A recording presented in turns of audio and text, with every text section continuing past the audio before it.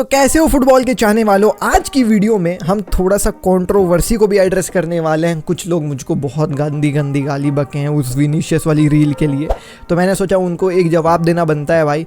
ठीक है, तो वो जवाब आज की वीडियो की आखिरी में रहेगा, क्योंकि मैं टाइम नहीं वेस्ट करना चाहता हूँ जो बंदे आकर के फुटबॉल की स्टोरीज़ के लिए हमारे चैनल को फॉलो करते हैं, और वो सेगमेंट से कुछ लोगों का दिल भी दुख सकता है। तो मैं पहले बता दे रहा हूँ भाई, जिसको देखना है वो वीडियो के आखिरी में जाकर के देखने ला, बाकी फुटबॉल स्टोरीज देख के चले जाना। ठीक है, फुटबॉल स्टोरीज के बारे में बात कर लूँ तो आज की वीडियो काफी ज्यादा इंटरेस्टिंग होने वाली है। We are going to talk about भाई साहब, क्या जूल्स कुंडे जो है वो बार्सिलोना छोड़ करके जाने वाले हैं, जोसे मरीनो क्या पीएसजी ज्वाइन करेंगे, और रोनाल्डो का अभी यूरोप वापस आने का जो है वो र्यूमर काफी ज्यादा चलने लग गया है। But there are several things जो रोनाल्डो को फिगर आउट करनी पड़ेगी, कुछ कंपनसेशन भी पे करना पड़ सकता है। क्या कहानी है इस रोनाल्डो टू यूरोप की कहानी, आज की वीडियो में आपको जो है वो पता चलेगी।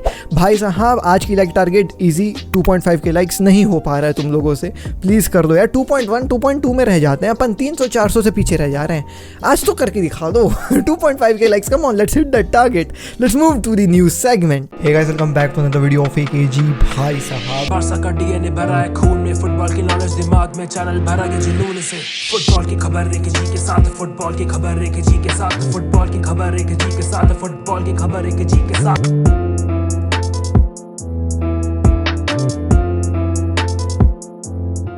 सबसे पहले लेट्स टॉक अबाउट जूल्स कुंडे की कहानी। सो मैं जिम में था यार, आई वॉज वर्किंग आउट, और जैसी ये कहानी ट्विटर पे एकदम भमकने लग गई, I had a set back being really honest. मैंने बोला भाई ये क्या बात कर रहे हो, अभी तो हम BACK को एंजॉय करने के चालू करे थे, अभी तो हम बैक के नारे लगा रहे थे।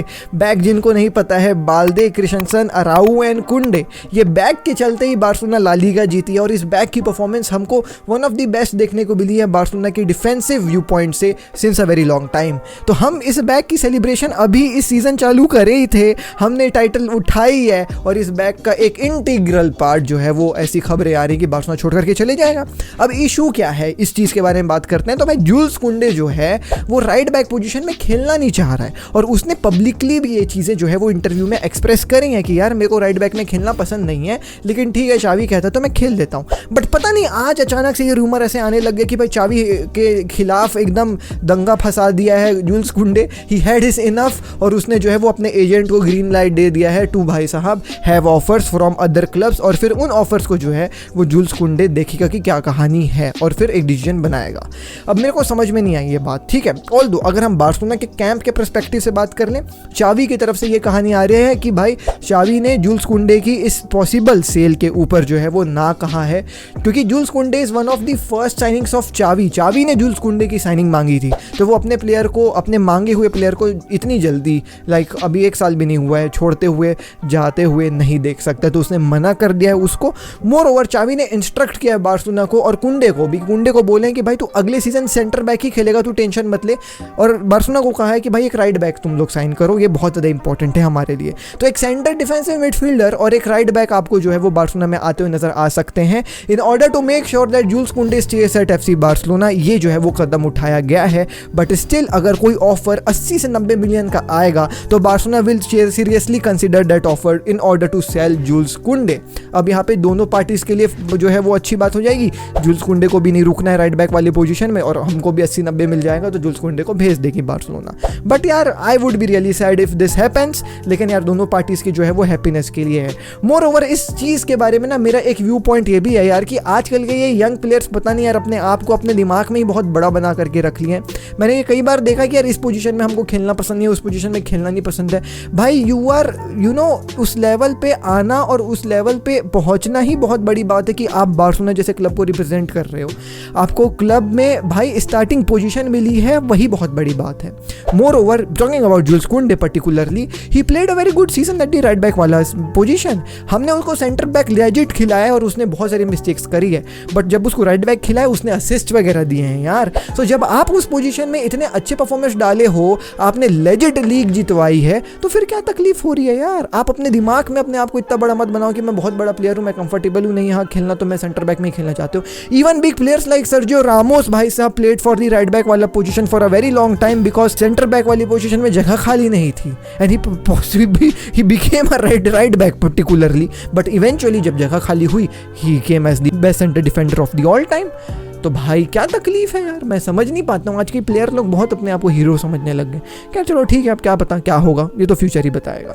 Let's talk about the second news, और वो है जोसे मरीनो टू पीएसजी। सो ये कहानी जो है वो किसी से छू भी नहीं रह गई है कि PSG is not at all happy with the performance which Christopher Galtier is giving them, and in order to भाई साहब secure a very good position in European football they want to have a new manager. और वो new manager कौन है? तो वो जोसे Merino हो सकता है। ऑल्दो जोसे मरीनो ने पब्लिकली भी आकर के इस चीज को जो है वो नकारा है, कहा है कि पीएसजी भाई मेरे से किसी की बात ही नहीं हुई है, मेरे से कोई बात ही नहीं किया है, तो कहा पीएसजी मत करा करो मेरे सामने। वो प्रेस कॉन्फ्रेंस में ऐसा बोला, but he is Jose Merino, वो मीडिया एंटिक्स तुम जान रहे हो, उसके मस्ती करते रहता है, ठीक है।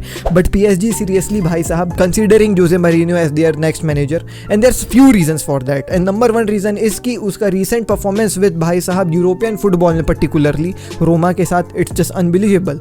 वो रोमा में आता है और अपने पहले ही सीजन में उनको कॉन्फ्रेंस लीग जिता देता है, वो अपने सेकंड सीजन में ही उनको यूरोपा लीग के फाइनल पे ले गया है। तो भाई हिज परफॉर्मेंस इन यूरोप की फुटबॉल इज भाई टॉप नॉच, यूसीएल यूईएल में टॉप नॉच है।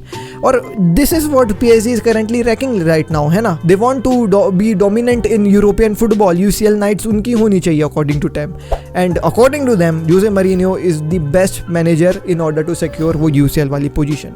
सो भाई Jose Mourinho is the pole candidate to be signed as the next manager of PSG. Now will it happen और not, I really don't know, but हाँ PSG is interested in signing Jose Mourinho. अगली खबर पे पहुंचते हैं और वो है भाई रोनाल्डो का most probable departure from Saudi Arabia.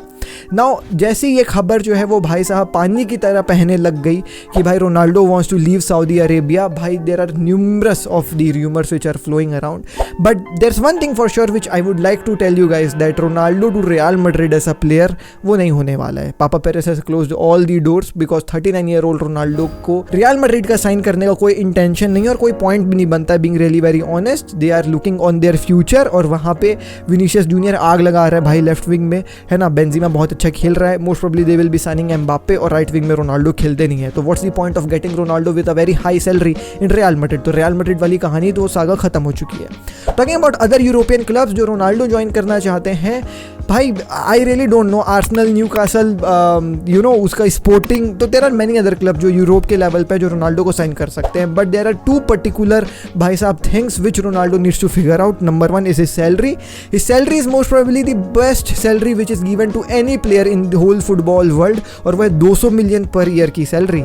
उसके बाद तो शायद एम्बाप्पे की सैलरी है अराउंड 40 से 50 मिलियन मेरे ख्याल से, if I am not, I might be wrong, मेरे को नहीं पता, लेकिन एवरेज सैलरी 20 से 25 मिलियन रहती फॉर अ टॉप प्लेयर, ठीक है। अब भाई बात यही है ना, 200 मिलियन और इनकी सैलरी 50, 60, 70 मिलियन भी रहती होगी, तो भाई बहुत ज़्यादा फ़र्क है। तो और कोई क्लब जैसे अगर मान लो न्यूकासल साइन कर लेती, पोर्तो साइन कर लेती, स्पोर्टिंग साइन कर लेती, obviously they won't be able to give him salary of 20 to 30 to 40 million भी, वो सैलरी अराउंड 10 मिलियन की ऑफर कर पाएंगे, उनकी उतनी औकात ही नहीं है। तो he needs to figure out his salary first of all, and second thing he needs to figure out is भाई साहब एक रूल, एक रेगुलेशन जिसके लिए रोनाल्डो माइट बी भाई साहब पेइंग कंपनसेशन टू अल नसर। अब ये रूल क्या है?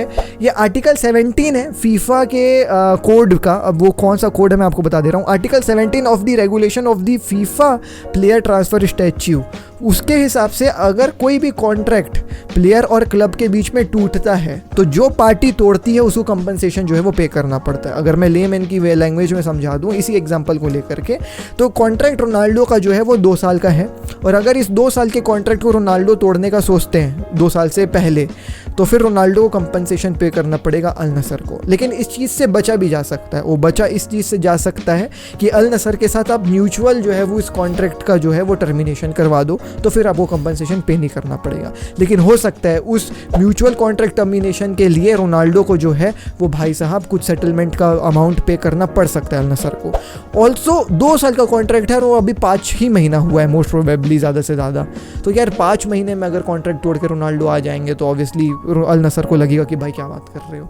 लेकिन अब देखो क्या हो सकता है। बट एक मेरा ये ओपिनियन है, what if Newcastle science Ronaldo, ठीक है, मेरे को नहीं पता, हो सकता है ना न्यूकासल साइन कर ली रोनाल्डो को, ठीक है, और न्यूकासल नेमार को भी साइन कर ली, क्योंकि रूमर्स तो चल ही रहा है नेमार टू न्यूकासल।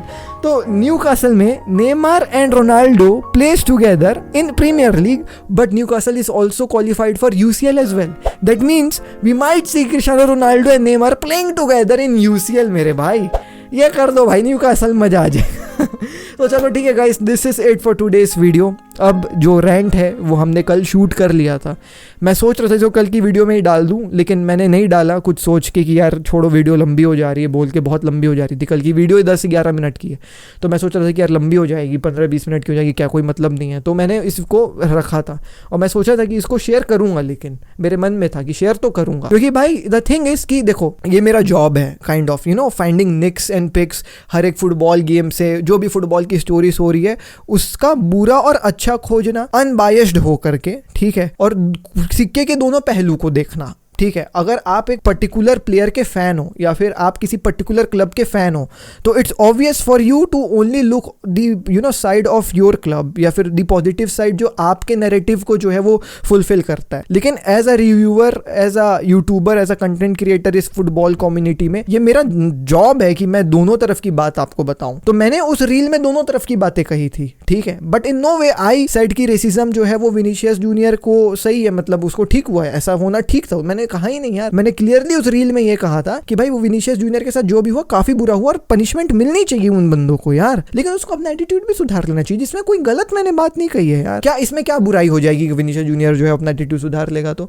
और मैंने रेसिज्म और इसके एटीट्यूड को कनेक्ट भी नहीं किया था, तो जबरदस्ती लोग बमक रहे थे। एंड ठीक है, चलो this is one thing which I can understand particularly कि ठीक है, if I am here expressing my opinions and view point two you guys, आपको भी पूरी फ्रीडम है कि आप भी अपने ओपिनियंस और व्यू पॉइंट्स कमेंट सेक्शन में दो। And there might be times जब आप मेरे ओपिनियन से जो है वो मैच नहीं करते हो, it's fine, it might happen, ठीक है। अगर मैं आज को ये बोल दे रहा हूं कि भाई क्रिस्टियानो रोनाल्डो जो है वो अल नसर में रहना डिजर्व नहीं करते हैं, वो उनको रियल मैड्रिड आ जाना चाहिए, तो हो सकता है आपको व्यू पॉइंट सही ना लगे, आप बोले कि नहीं उसको अल नसर में रहना चाहिए, रियल मैड्रिड में नहीं आना चाहिए, तो भाई आप उसको एक जेंटल वे से जो है वो पुट आउट कर सकते हो, जेंटल वे से जो है वो आप क्लियरली कमेंट सेक्शन में लिख सकते हो। लेकिन कुछ बुद्धिजीवी लोग रहते हैं भाई जो गालियां लिखते हैं, तू गाली मेरे को दे दे, मुझे कोई फिक्र नहीं है, मैं टेंशन भी नहीं लेता हूँ भाई, मेरे जीवन में इतना कुछ काम है कि मैं ये देखता भी नहीं हूँ कि क्या कमेंट है, मैंने बस ऊपर ऊपर के कमेंट में लाइक्स छोड़ देना है, पूरे नीचे के कमेंट्स तक नहीं जाता मैं, और जाता भी हूँ तो अच्छे अच्छे कमेंट्स को जो है वो देखता हूँ, मैं फालतू कमेंट्स के ऊपर देखता भी नहीं, मेरे को फर्क भी नहीं पड़ता है भाई, अपन जिम करे किसी से ना डरे वाले लौंडे, ठीक है। लेकिन भाई उसमें ना मेरी माँ को गाली लिख रहे हैं, मेरी माँ ने क्या बिगाड़ दिया भाई, तू एक यूरोपियन लड़के के लिए मेरी माँ को गाली लिख रहा है, उस यूरोपियन लड़के से तेरा लेना एक ना देना दो है ना, कभी तेरे ऊपर रेसिज्म हुआ भी नहीं होगा और ना होगा, क्योंकि तू देसी है सबसे पहली बात। हाँ तू यूरोप में रह रहा होगा, तेरे को कोई करी करी बोल दिया होगा तो बात अलग है भाई, मुझे नहीं पता, लेकिन ये कोई बात नहीं होती है ना। और जबकि मैंने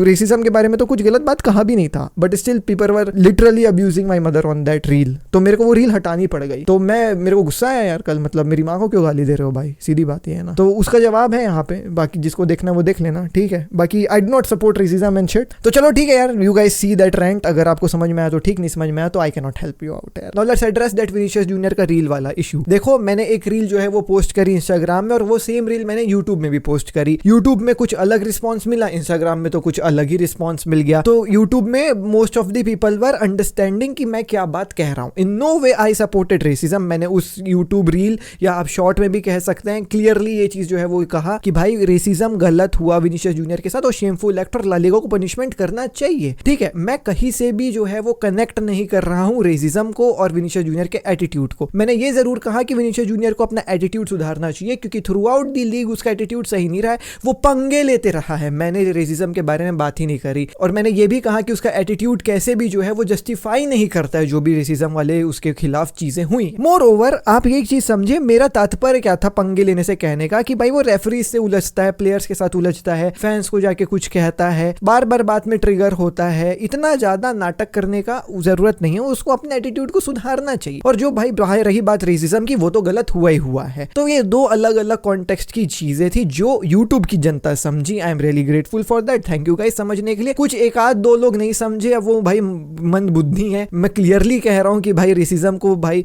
गलत हुआ, उस बंदे के साथ पनिशमेंट देना चाहिए फैंस को, और पता नहीं अलग ही लेके जा रहे हैं, ठीक है भाई। लेकिन इंस्टाग्राम में अलग ही सीन हो गया, मेरे को वो रील हटानी पड़ गई, इतना खतरनाक सीन हो गया। 3 घंटे में 10,000 व्यूज पार हो चुके थे और 400 कमेंट्स पार थे, और उन 400 कमेंट्स कमेंट्स में से लगभग 300 कमेंट्स गालियां गलौज थी विनीशियस जूनियर के लिए, जिसमें मैंने सही बात कही है। मैं अभी भी स्टैंड करता हूं अपने व्यू पॉइंट से, मैं कहीं भी गलत नहीं बोला हूं तो मैं हटूंगा भी नहीं अपने बात से। मैं फिर से बोलूंगा कि मैं रेसिज्म और विनीशियस जूनियर के एटीट्यूड को कनेक्ट ही नहीं किया हूं। उसका एटीट्यूड का प्रॉब्लम अलग है, रेसिज्म का प्रॉब्लम अलग है, और दोनों को सॉल्व करना चाहिए। मैं ये बात कह रहा था भाई, इतनी मन बुद्धि जनता है, और इसमें इंस्टाग्राम के एल्गोरिदम का भी थोड़ा सा है कि दिक्कत कि भाई माँ बहन की गाली लिख रहे थे मेरे को कि तेरी माँ की ऐसा, तेरी माँ की वैसा, समझ रहे हो ना तुम लोग, चुप हो जा। मेरे को बोलते बिहारी है, अरे मैं तो बिहारी भी नहीं हूँ। और साले तू रेसिज्म नहीं कर रहा है मेरे को बिहारी कॉल आउट करके, बोलता है बिहारी हो गया तेरा, जा अब ये साफ करिए। कैसे कैसे कमेंट आ रहे थे, एकदम उल जुलूल कमेंट आ रहे थे, ठीक है। तो मैं बिहारी नहीं हूँ भाई, सबसे पहली बात, ठीक है। और ये खुद रेसिज्म वाली बातें कर रहे हैं तो कुछ नहीं, ठीक है। इन लोग जब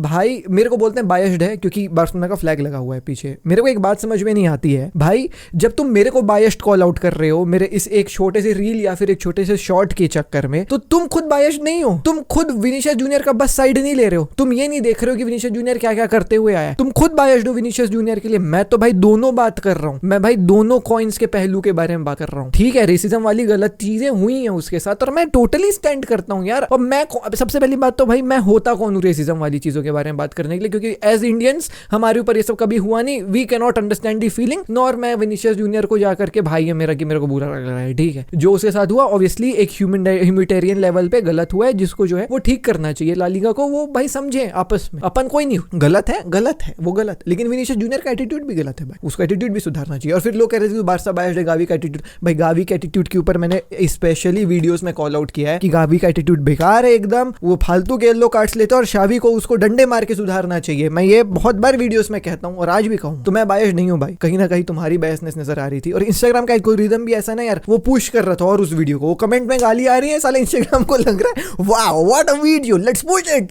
इट टू द मून, और वो और रियल मैड्रिड फैंस को धक्का मार के पहुंचा रहा था और गाली आ रही थी। मैं बोला नहीं भाई, मैं इतना, एक तो इंस्टाग्राम में 1 रुपए नहीं मिलता है, ठीक है, इतना मैं गाली नहीं सुन सकता, तो मेरे को हटाना पड़ गया यार वो रील, जबकि मैंने सही बातें कही है। तो अगर तुम मेरे को इंस्टाग्राम पे फॉलो नहीं कर रहे हो, तुम मेरे को प्लीज फॉलो करो और सपोर्ट किया करो यार ये सब चली चीजों में। ये AKG फुटबॉल करके है मेरा इंस्टाग्राम, जिसमें मैं फुटबॉल की बातें करता हूँ, और एक मेरा प्राइवेट इंस्टाग्राम है, वो तुम्हारा मन तुमको करना है कि नहीं करना, बट फुटबॉल वाला तुम कर सकते हो। बाकी भाई बहुत बुरा एक्सपीरियंस रहा मेरा इंस्टाग्राम में।